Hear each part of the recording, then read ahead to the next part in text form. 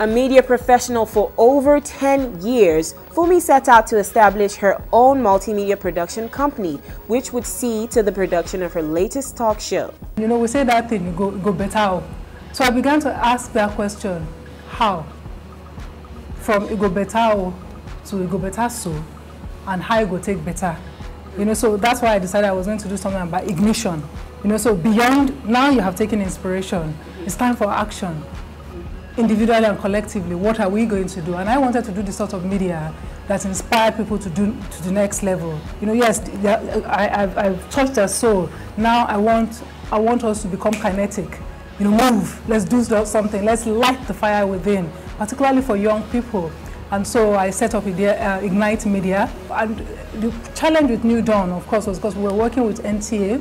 It was a daily show. You couldn't sit back and actually be, you know how we can be in this job where you can be spoiled and actually do great production. You know that kind of thing where you have time to finish, you edit, you do the color correction, you do the sound mixing, you do everything.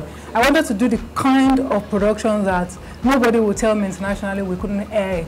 By now we know that with all the fame and possible fortune, Funmi still feels the need to give back to society.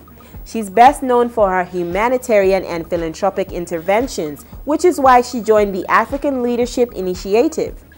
Now, how does this affect her immediate society, one would ask? What a project I want to do is something that one of the fellows in India, a guy called Anand, has already done successfully in India.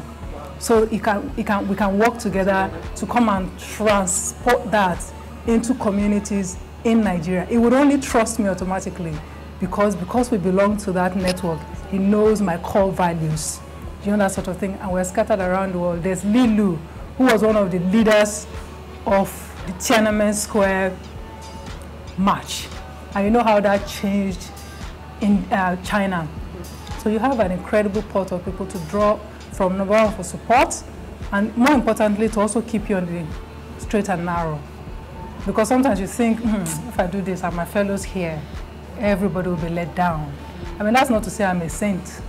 You know, I'm also not one to ram my own values down other people's throats. But it does help to also think that you're not alone in this way, and to know that you can draw on that support for some of the projects that you want to do around the world. With so much work to do, Funmi Iyanda still finds time to relax and enjoy the simple pleasures of life. Although she's not a huge fan of makeup and other girly gadgets, she takes the time to look the part for any event she attends. And trust, she doesn't do it all by herself. I mean, in my own private life, I don't wear makeup.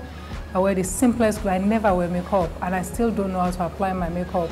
I depend entirely on Bio Hastrop, who is my friend. We've been friends for years. I'm the only one who can control Bio.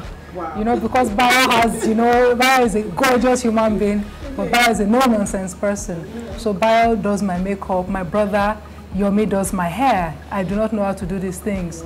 Partly because I'm not girly in that way, but I'm also a person who I attack everything with knowledge. You know, so I know what works for me. I know that I look better in tailored clothes, so I buy tailored clothes. I don't do fashion. I like to hunt for little things. I'm wearing a belt today that costs £8. It's from Oxfam, a charity shop. Although I took a huge risk talking about this, I was glad I did after she gave me a little insight into her family life, her daughter, marital status, and plans for the future. Nobody asks a man to be the best dad in the world, the CEO, the this, the that, nobody. But we expect the woman to be all of that. You know, so I cannot be everything, you know, and I think that I've been lucky thus far that I have my daughter, I have my home, I have my family, my friends who support me, I have my business.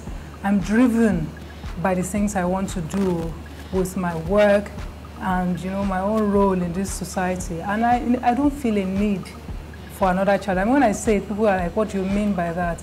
I don't feel a need for another child, so I don't have plans, you know, in the near future to sort of like get married, have children, you know, if it happens. I mean, we've spoken about it, we had a conversation about it, and she was like, it would be nice to get a brother or sister. But you must remember that I come from a large family, 10. So that's a lot of cousins And so I told her cousins in her face that, you know, I am she thinks about it, she's like, yeah, it's not bad. And you're like, you know, when there are two of you, you have to share this, you have to share that. She's like, okay, maybe. So I bribed her for now into acquisitions. I don't know if it's going to last for much longer. Now, make no mistake about Funmi's size. She'll put you in line if you try to cross hers. I almost rolled off the chair in laughter when I learned she actually stepped up to a certain troublemaker. Watch out, bully. I enjoy boxing. I mean, I go there because Lagos can be tough, so I take out all my aggression. Can you show me some moves in the air now? But not directed at me. Yeah, I mean, don't. I mean, I once I was in a car and this man just cut across. You know how it is in traffic. Yeah. You know, and you know they do it sometimes because you're a woman, and I'm a very good driver. And then he just cut across me, and you know, I had the audacity after doing that to me to come down and rap on my window. I was like, "Madam," I just lost it. You know, I just got out of the car, I grabbed him by the neck and his throat. Oh my God. And you know what amused me the most was the look on his face, because there's this tiny woman and he's much taller, and I suckered him.